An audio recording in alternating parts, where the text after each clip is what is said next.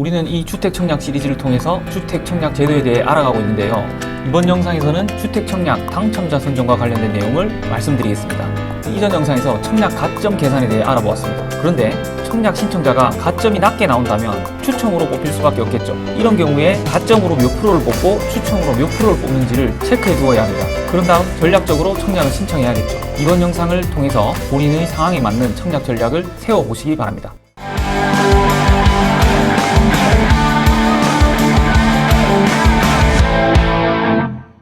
리얼입니다.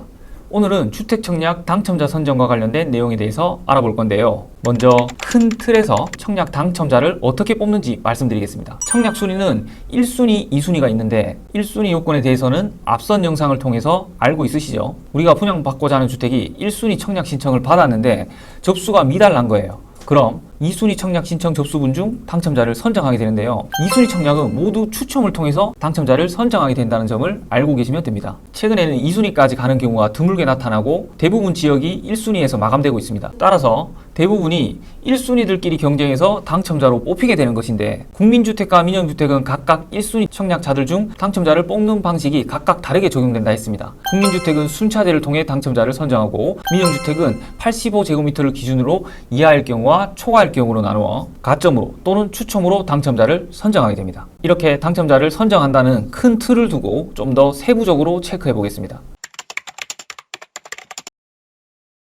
먼저 국민주택은 무주택기간 납입 횟수 및 총액 등의 기준에 따른 순차제를 통해 당첨자를 선정하게 됩니다. 40제곱미터를 기준으로 40제곱미터 초과인 경우와 40제곱미터 이하인 경우로 나누어 그 기준을 달리하고 있습니다. 이 경우 같은 1순위 조건을 가진 사람이라 하더라도 자료화면에 보시는 바와 같이 순차 1에 해당하는 청약 신청자를 먼저 뽑아주겠다는 것인데요. 40제곱미터 초과인 경우 3년 이상 무주택 세대 구성원으로 저축 총액이 많은 자, 40제곱미터 이하일 경우 3년 이상 무주택 세대 구성원으로 납입 횟수가 많은 자, 이것을 순차 1로 보아 순차 2보다 먼저 뽑아준단 말입니다. 즉 순차 1의 경우에 해당하는 사람을 먼저 뽑고 세대가 남는다면 순차 2의 기준을 통해 당첨자를 선정하겠다는 뜻입니다. 아시겠죠? 이게 국민주택 1순위 청약 자격을 갖춘 사람들 중 당첨자를 뽑는 기준이었고요. 근데 공공분양에도 추첨제를 도입한다는 뉴스를 접하신 분들도 있으실 거라 생각되는데요. 내용은 이렇습니다. 공공분양의 일반 공급 물량을 크게 늘린다. 현재 85제곱미터 이하에서 15%에 불과한 일반 공급 물량을 50%까지, 다만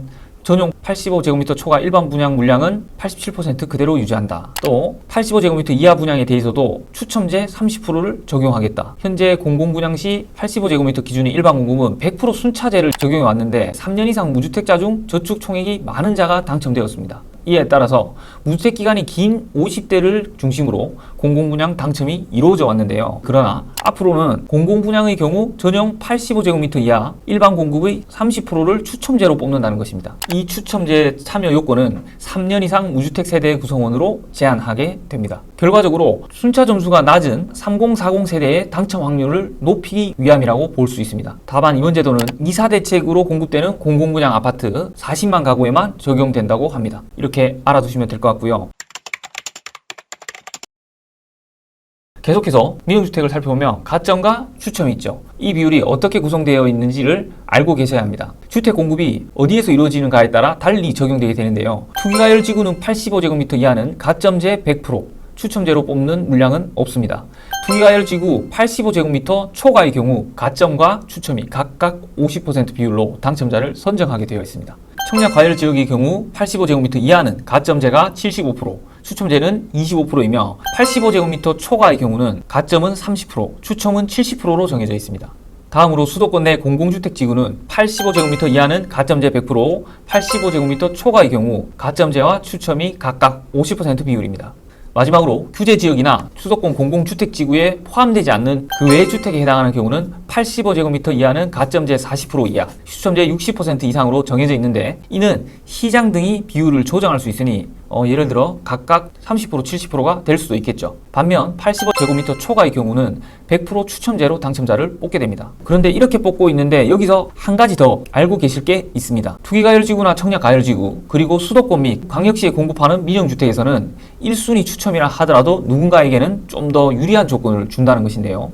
같은 1순위 추첨에서 경쟁할 경우 주택 공급 지역이 규제 지역이나 수도권 및 광역시라면 추첨으로 공급되는 주택의 75%는 무주택 세대에 속한 자에게 우선 공급하게 되는 것입니다. 자, 예를 들어 이해를 돕겠습니다. 200세대를 분양하는데 가점과 추첨 비율이 각각 50%대 50%인 경우 100세대를 가점으로 나머지 100세대를 추첨으로 뽑게 되는 거겠죠. 자, 이렇게 추첨제 100세대에서 75세대는 무주택 세대에 속한 자들끼리 추첨해서 먼저 뽑아줍니다. 75세대가 당첨자가 나왔겠죠. 이러면 나머지 25세대가 남는데요. 25세대는 75세대 추첨 결과 뽑히지 못한 무주택 세대에 속한 사람과 1주택을 소유한 세대에 속한 자를 함께 추첨해 당첨자를 선정하게 되는 것입니다. 만약 이렇게 하고도 남았다. 그러면 1주택 소유 및 분양권 하나 등을 소유한 세대에 속한 자들을 뽑아주게 됩니다. 아시겠죠? 이렇게 민영주택의 1순위 추첨 제도에도 우선시 되는 경우가 있다는 내용이었습니다. 자, 이번 영상에서는 당첨자를 어떻게 뽑는지 등 민영주택 가점제와 추첨제의 비율을 살펴보았는데요. 만약 가점이 낮다면 청약해봤자 당첨될 확률이 없겠죠. 따라서 추첨제를 노려봐야 되는데요. 추첨제로 많이 뽑는 85제곱미터 초과의 주택에 넣어봐야겠다는 생각을 해볼 수도 있겠죠. 그런 전략을 세움에 있어 이 영상의 내용이 도움될 거라 생각합니다. 이 영상을 처음 접하신 분이나 설명 중 나오는 단어 등의 이해가 어렵다거나 주택 청약 제도에 대해서 생소하신 분들께서는 첫 인트로 영상부터 순서에 따라 시청하시길 바랍니다. 영상의 내용이 유익하셨다면 구독과 좋아요 부탁드립니다. 리얼리였습니다.